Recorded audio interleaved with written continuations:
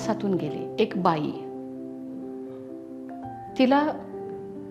काय काय सोसावं लागतं, तिला अडचणी किती प्रकारच्या येऊ शकतात,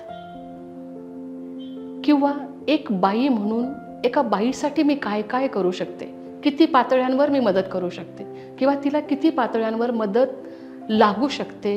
हे स्वतःच्या जगण्यातनं जेव्हा माईंच्या लक्षात आलं तेव्हा कुठे ना कुठे त्यांच्या मनात हा विचार आला असणार की आपली एक महिला संस्था असायला हवी, की ज्याचे सगळे पदाधिकारी, ज्याचे सगळे संचालक फक्त महिला असतील, जिथे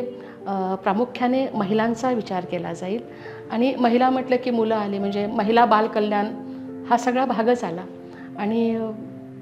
तो एक विचार त्यांच्या मनात कुठे ना कुठे रुंजी घालत असताना 98-99च्या दरम्यान एक निमित्त मिळालं आणि माईंनी सप्तसिंधू महिला आधार बाल संगोपन व शिक्षण संस्था या नावे पुणे जिल्ह्यात आपली दुसरी संस्था रजिस्टर केली.